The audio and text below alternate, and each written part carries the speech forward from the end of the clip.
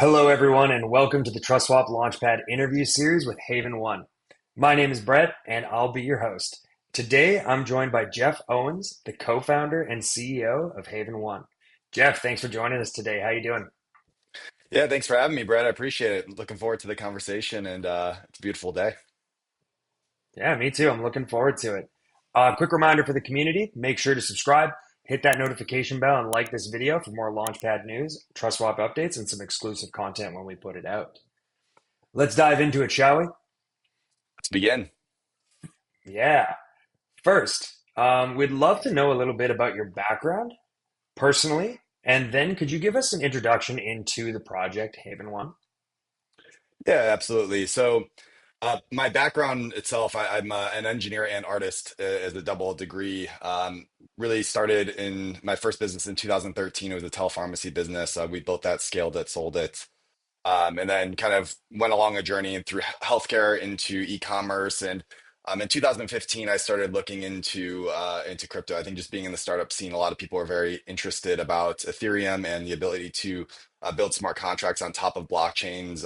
After Bitcoin had its, we'll call it limitations, but it's not really limitations. We'll call it its lane.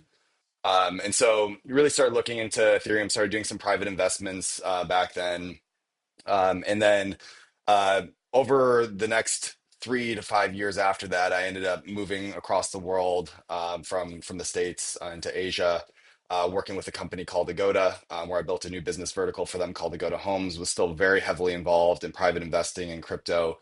And then in 2017, I really stepped away and started focusing primarily on how can we improve this space. And so I saw a lot of times a lot of projects that were being built within the space were focusing on the tech first, and being an engineering background, like it's definitely something that is interesting, but oftentimes you see that there lacks product market fit. And so we would see that a lot of this really cool tech was being built, higher transaction throughputs, whatever, but there wasn't necessarily a fit to adoption. And so DeFi, I think, was one of the most interesting early adoption use cases that really showcased what Ethereum could do to this space and how it could transform really the largest industry in the world. And so I started looking at the space and paying attention a little bit more. And I realized that a lot of people weren't focusing on the non-sexy products. And so I started building a company called Coinbag, which is still running today, which is a digital asset management tool, which really focused on helping Web3 businesses manage their assets by connecting to multiple custodians, licensed custodians, and self-custodial wallets, all from a single place, similar to how in like the traditional world, you would connect to multiple bank accounts to distribute your risk. You wouldn't really see this happen that often in crypto, and in Web3 in particular. And then giving the tools that are really back office tools, so reporting, accounting, batch payments, and batch airdrop types of tools. And along the way, we actually built and scaled that company up quite a bit. We had over 1,000 different institutional clients. We'll call them companies, not institutions, as clients of Coinbag. And one of those clients was a guy that was running a DeFi asset management fund, a $300 million DeFi asset management fund. And it's quite interesting because uh, being in my position, I could see how people were connecting to DeFi, specifically on the enterprise side of the business. And you could see that there was a massive hesitation and learning curve to be able to actually deploy capital efficiently within DeFi. And there was a massive amount of fear for people to not only move their own funds in, but other people's funds. And so my co-founder, Reese, he was managing this massive fund. And so I started just having conversations with him and trying to understand really what he was doing differently and why he was able to so effectively deploy capital 100% on chain. And I looked at this 135 point risk-based framework that he had built, and I was just thinking, holy cow, how could you ever expect people, like everyday people, to be their own bank and move into DeFi when you are actually looking at what it really takes to understand the complexities that go into DeFi to securely deploy your assets on chain. And so this is in 2020, so this is a long time ago now. And we just stayed in touch over time, and really we're expecting DeFi to evolve more than it had. Fast forward even to today.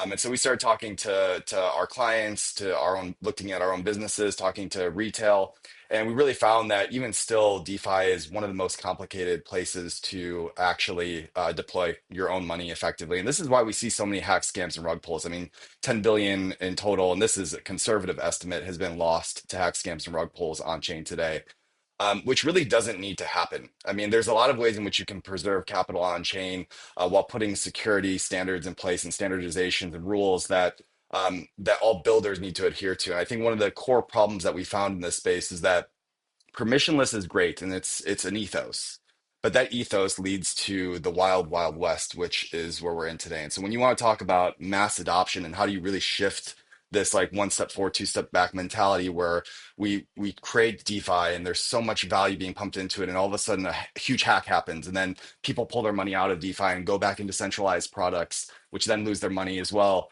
Like, how do you make sure that you can architect a system that protects people that are looking to scale? And that's really where we landed on Haven1, which is to build this rect resistant EVM-L1 that takes all the best principles from decentralization, but puts in these security guardrails to really make sure that the ecosystem is the safe haven for people to be able to transact and hold their money on chain, interact with DeFi protocols that all adhere to standardizations and have accountability, most importantly. I think like a lot of developers, what we don't realize, are taking on fiduciary responsibility when they build these smart contracts.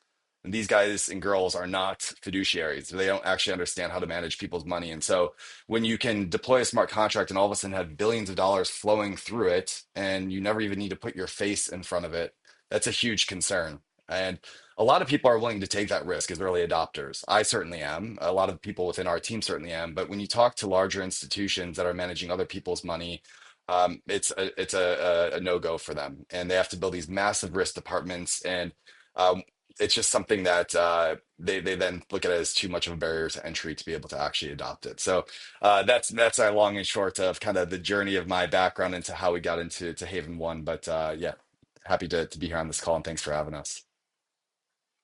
Yeah, that's fantastic. So it's really cool to see the journey moving through, and you've been in crypto actually a lot longer than I joined in kind of that 2017 bull run area.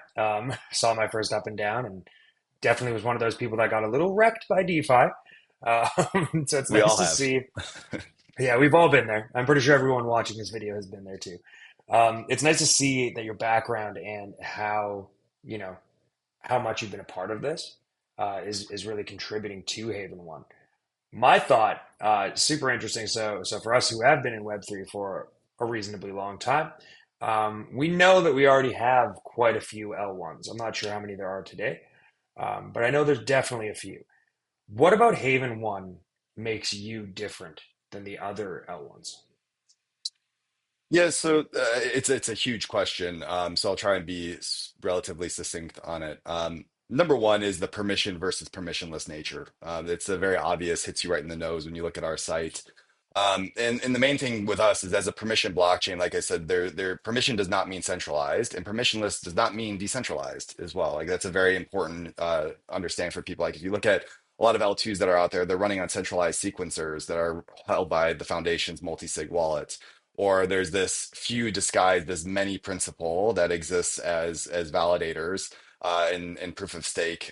When you actually look at the real concentration of validators, it's very, very narrow. And so we took a look and said, like, what are the core differences that we can bring into the ecosystem? And one of the things that we really liked the tech on was the proof of authority blockchain. And this is a permission blockchain, as I mentioned, public permission blockchain, open to anybody. But what this does is it puts the control and the decentralization in originally seven, now nine validators, and that number will grow over time. But these are tier one businesses that have put business cases behind how they want to bring economic value to Haven1, but also are putting their brands behind the decentralization of the network. So they control the bridge, they control the consensus. They have one vote in governance alongside the community vote in governance to ensure that there is still decentralization there. Haven1 has zero ability to touch and manipulate anything. And so, what this does, though, as a permission blockchain, is that unlike a permissionless ecosystem where anybody can spin up a node and then deploy a smart contract to it, for Haven1, we have set parameters within the nodes that are whitelisted nodes essentially.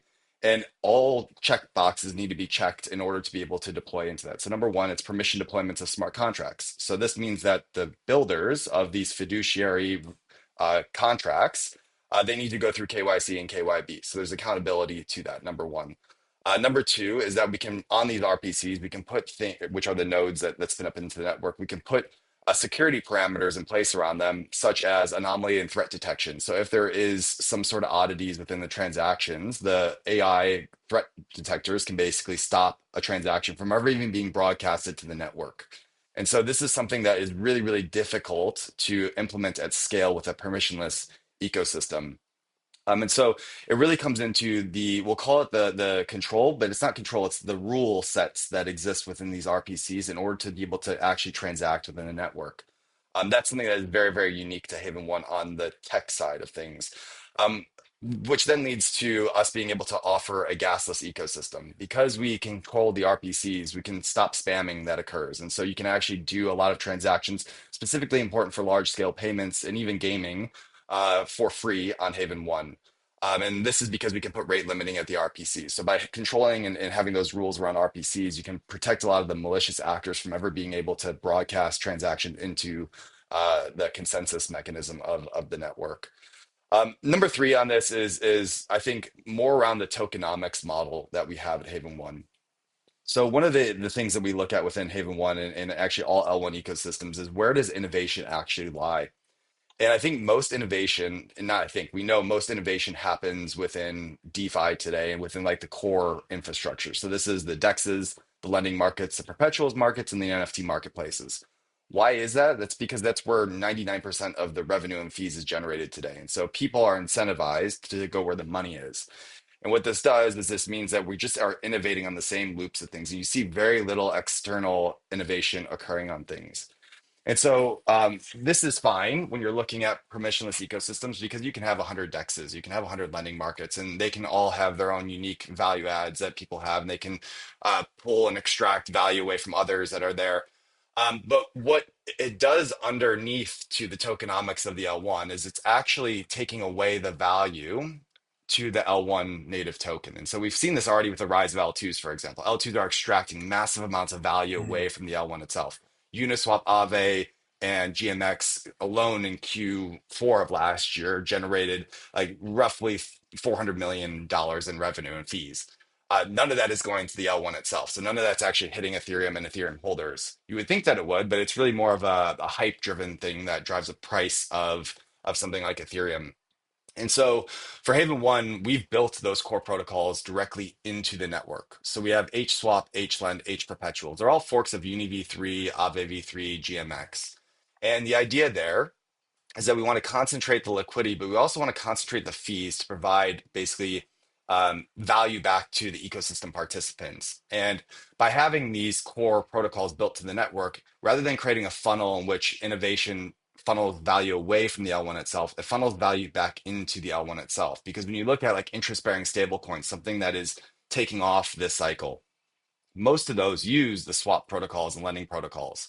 But that revenue is being given to a third party. It's not actually bringing value back to the underlying L1. And so this is something from a tokenomics standpoint that as we scale up businesses into the ecosystem, specifically around DeFi and RWAs, they need to use those core protocols, which creates a really strong economic flywheel that drives value back into the ecosystem rather than extracting value away. And I think that that's something that is Mhm. not like it's not, it doesn't hit you in the face around Haven 1 of the real value of what we have, but I think it's something that we'll see, and we've already seen this model with Hyperliquid work really, really well. Like, why are they able to do so well and move up so quickly? Well, because they have their own swap and perps protocol, which extracts revenue. That revenue is not earned in their hype token. It creates buyback pressure against the hype token, which drives the price up. And it's not all about price go up, price go down. It's actually the reason why you want to have this economic flywheel so that you can create better ecosystem incentives. And that's the number one most important thing for an L1 to really take market share. Like we're seeing all these ecosystems out there just spending so much money to try to get protocols to come over to them. And those protocols come, build on top of them, and then it's a ghost town. There's no incentives to keep them around. And Mhm. so you need to have these long-term economic flywheels that allow you to incentivize people over time rather than these one-time payments. So long-winded way of different things that we're doing differently. But like I said, it's a big question. I think it takes a lot of nuances to really differentiate because you're right, there are so many L1s in this space. Yeah, and it's absolutely brilliant the way you went through that, by the way. I think this is a great time to segue. Also, everyone watching the video, there's a lot of context here and a lot of content. Down in the bio below, we will have all of Haven1's links. We very much encourage you to check out their socials, check out their Telegram, head on over to the website and read up, especially as such a fantastic product. It's going to have a lot of utility and there's a lot going on here. So make sure and also head into their groups and their channels because I'm sure that Jeff and the team want to hear from you. So feel free to ask your questions there as well, TrustSwap community. On the note, you kind of went into my next question that I had, where my mind was going. So I 100% agree with what you're saying with this need for protecting users. I see that, and I see that that is a direction that I believe the ecosystem and Web3 needs to move in that direction. I see this product market fit. In terms of the token, so you brought up this flywheel. What are the benefits for the holders of the H1 token, like the utility? Can you explain that from the holders side, I guess, because you did go into it a little bit, but I want to break it down for the token holders. Where do they benefit here? Yeah, so I guess just in general too, a comment that about protecting users, which I think is important. It's crazy to think that this isn't table stakes yet, right? Like it's kind of a hard concept for me to grasp that like protecting users isn't just baked into the inherent DeFi landscape today. But I guess that's also like I think people are a little bit thinking that this is stifled innovation if you're not protecting users, which is a really kind of sick thought in my head. But that's a side tangent on that. But yeah, in terms of the token utility itself, there's a couple things. So number one, stakers of the token earn 45% of all revenue and fees generated by the core protocols, plus 20% of any application fees earned by third-party protocols building on top of Haven 1, which we have over 60 signed partners today. So the most important value add here is just as I mentioned with the revenue and fees from the core protocols itself. So as we scale up, most protocols need to use those fundamental building blocks of, we'll call them DeFi, which is swap, lend, perpetuals. And this is where they generate so much revenue, like as I mentioned. So Uniswap in Q4 was the exact number was 295 million. Aave was 137 million, and then GMX was 25 million. Hyperliquid alone in December when they launched did 10 million. So there's a ton of fees generated within the ecosystem. And so with Haven 1, this all goes back into ecosystem participants. And it goes into governance for incentives. It goes into the validators for validating and providing value into the ecosystem. But the way to think of it with Haven 1 is the analogy I like to make is like imagine that you are investing in a share from the Apple App Store's revenue from all apps that are being built in the ecosystem, just very simply put, like, or with Haven 1, you're getting access to a token that's generating revenue back to the ecosystem like Uniswap, Aave, and GMX. The difference is that Uniswap, Aave, and GMX are typically, and this has been a big criticism for them, are not actually giving a lot of value back to the token holders. They're still very much hype-driven tokens. Like people create a Mhm. correlation in their head of fees go up, so should token price, but that's actually not the case in most. And Uniswap's been heavily criticized for this, hence why they've also started to pivot into the Unichain model. There will be more economic value passed back to Uni holders over time. But with Haven 1, that's baked into the network from day one. So you're earning a share of the fees from from the HSwap, HLend, and HPerpetual protocol. Any other core protocols that get built in the future as well. So if like, for example, prediction markets we're seeing is carving out a really nice niche so far this cycle. Over time, there could be a core perpetuals protocol or sorry, prediction markets protocol that gets built into Haven 1, and then you earn a share of revenue from that as well. So it's not revenue share, but it's value. We'll call it value distribution from these protocols. So as they grow, as they scale, your token staking rewards will go up, which incentivizes more people to buy and hold the H1 token. Fantastic. Yeah, I see. I see how the ecosystem creates the flywheel that you were speaking of. It keeps the protocols in the Haven One system and doesn't allow that value to almost leak out. You've kind of covered up all the holes that the other L1s have allowed to happen while protecting people, which is something that I Well, you said that at the beginning, just to circle back on that. Yeah, it's just something else that it's not standard. Um, Protecting people isn't always number one when it comes to this stuff. And yeah, I don't believe that protecting people stifles innovation. I think that projects like yours, for example, are a testament to how we can do both in the ecosystem. Yeah, and the one thing I'll say is that we're not intending to be the next ETH killer or the next like Cardano killer or Solana killer or Sui killer. That's not our objective at all. We actually look to be very complementary to them. And if permissionless ecosystems is the place in which innovation can move because people can rapidly deploy smart contracts and protocols, Haven One just aims to be the safe playground in which those protocols then move to. A huge reason why we chose to be EVM compatible as well. It's very easy for people to port over their applications. Obviously on Solana and Sui, it's a little bit different because the language is slightly different, but still the majority of DeFi is happening in Ethereum today, and on L2s. So yeah, it's more of a complementary aspect, and we just wrap around the safety and security aspects, kind of like how Apple has the Apple App Store review for apps deploying into their Apple App Store. Now Google has a retroactive AI threat detection, it's much easier to deploy on the Google Play Store, but then they have to do all this UX to show like there maybe is a malicious threat. They have a 95% risk score and all this stuff. We're just going the opposite way, which is more preventative versus reactive. So moving along a little bit, something that our community cares about a lot, uh, go-to-market strategy. Can you tell us a little bit about the go-to-market strategy for Haven One, and how do you intend to gain that adoption, that user base, and start taking market share from the existing L1s? Yeah, so our focus, our like I'll say 95% of our focus is on what we're calling and branding DeFi 2.0, which is elevated DeFi as it stands today, plus RWAs, tokenized embedded RWAs, payments, etc. Interest-bearing stable coins where we still see I mean A16Z crypto report for 2024 came out and we saw that 34% of active wallets are using DeFi today. So which is by far and away the largest. Second only to that is stable coins at 32%. So like there's still a massive amount of volume that's being passed into to DeFi today, despite all the meme hype and everything that happens typically at the beginning of most bull cycles. And so for us, it starts with a couple focuses. So number one is DeFi and making sure that we have the best DeFi, safest DeFi within the on-chain ecosystems that are out there today. And it really starts with those core protocols. So I won't touch on them too much more, but I think one thing that is very, very important to having those core protocols from day one is we're not having to coordinate with third parties to come and build those on top of Haven One, and then trying to incentivize them to bring their communities over and all this stuff. Like you can come to Haven One from day one and do swaps. And when you're swapping revenue, then is distributed back to the ecosystem.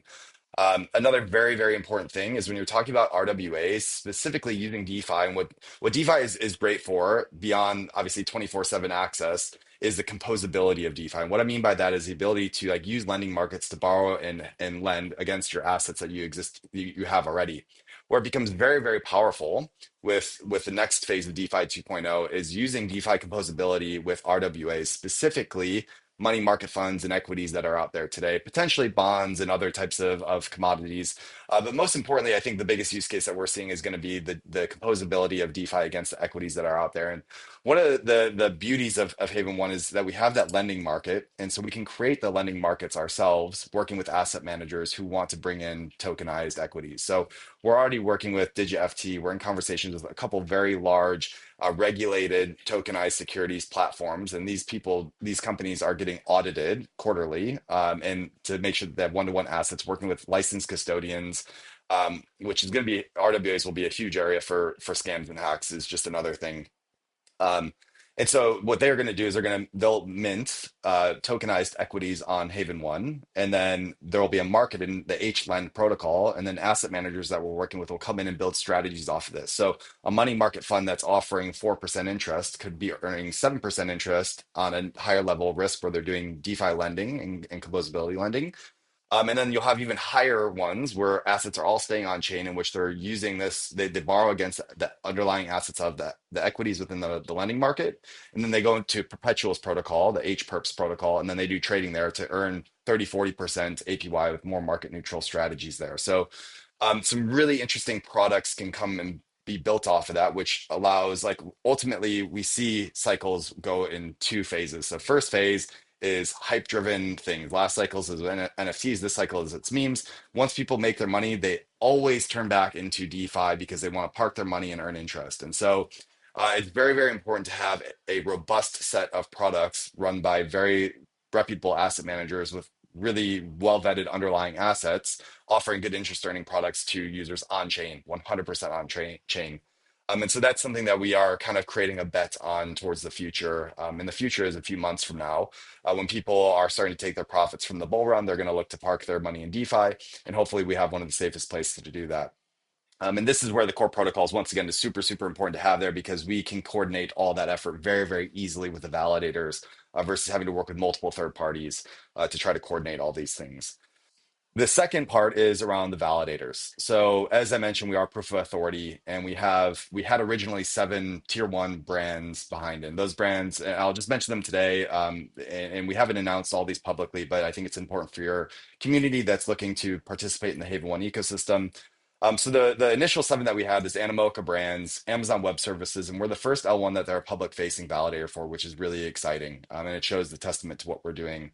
Republic Crypto, their tokenization arm. So they do a lot with the tokenization space. We have Signum Bank out of Switzerland, a huge tokenization platform, one of the largest crypto banks in Switzerland. Blockdaemon, one of the largest infrastructure providers in the space, over 400 institutional clients.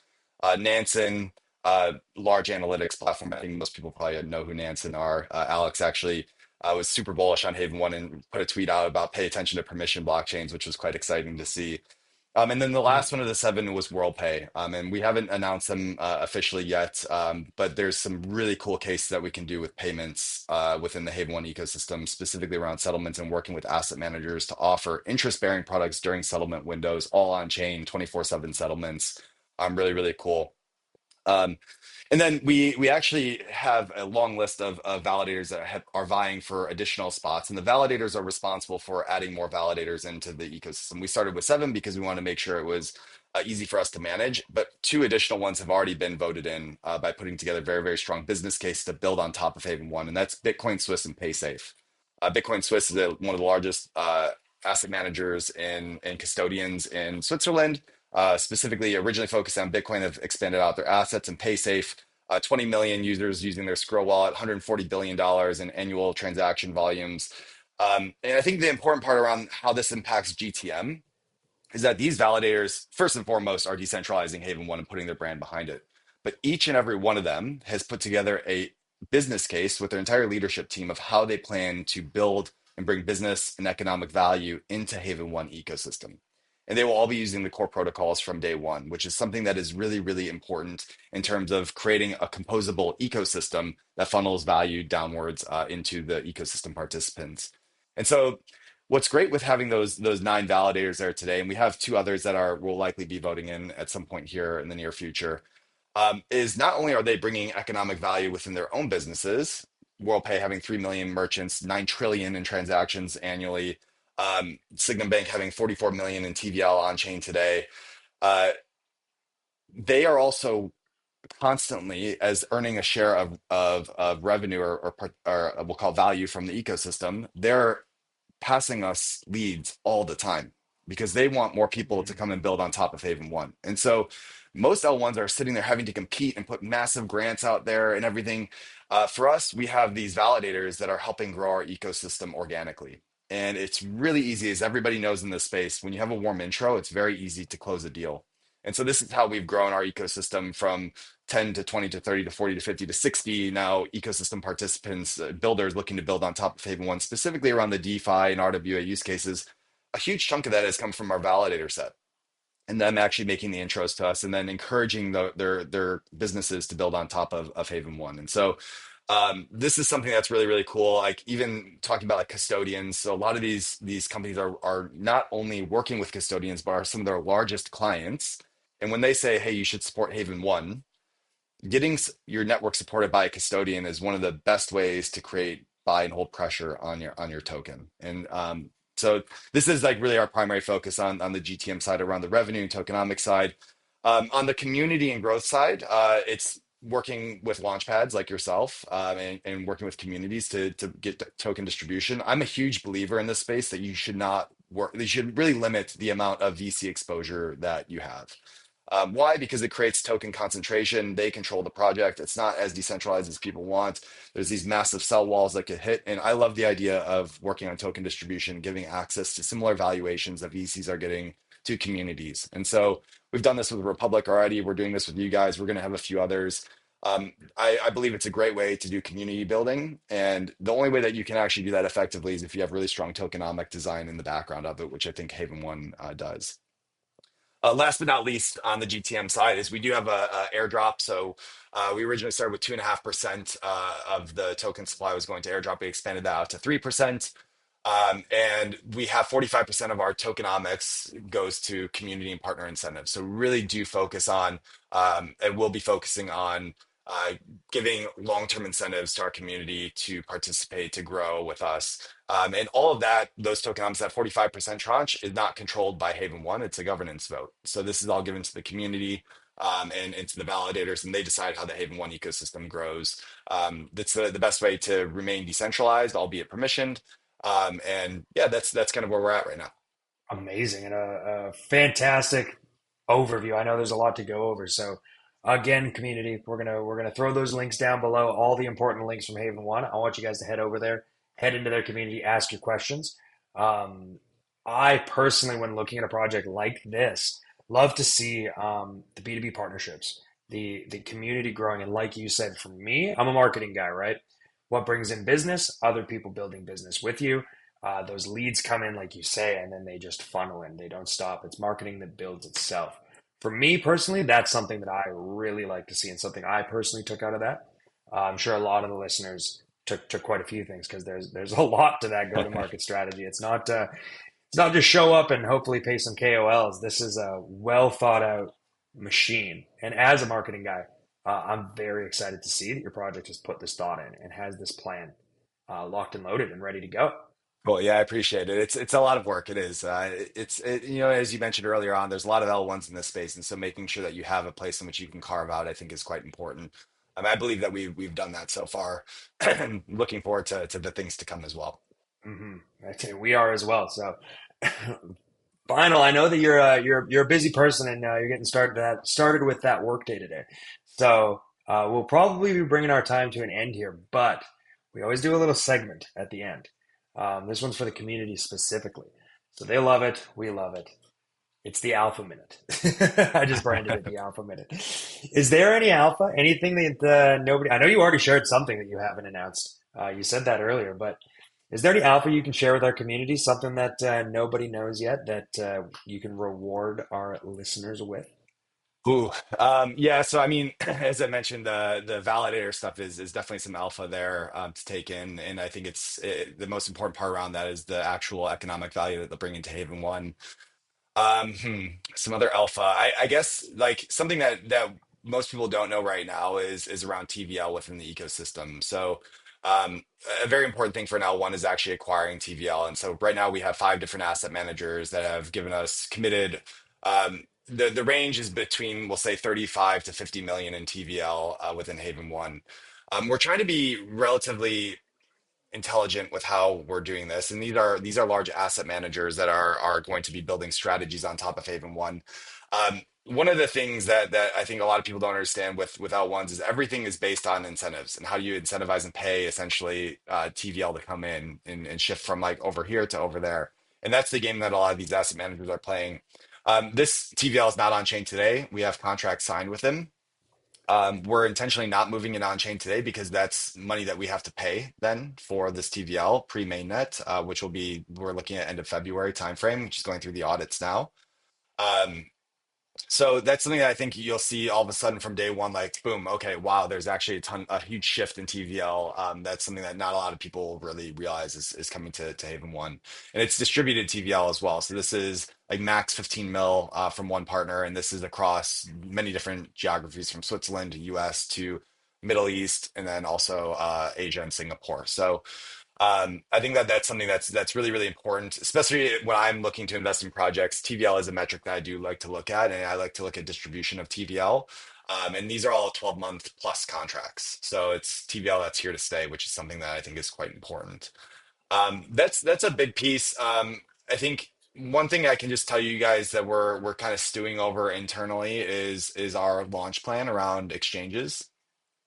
So we do have contracts signed with well, we have it with like five or six different exchanges, and we're trying to decide right now which ones we are going to go with. The leading the charge right now is Gate, BitGet, and KuCoin.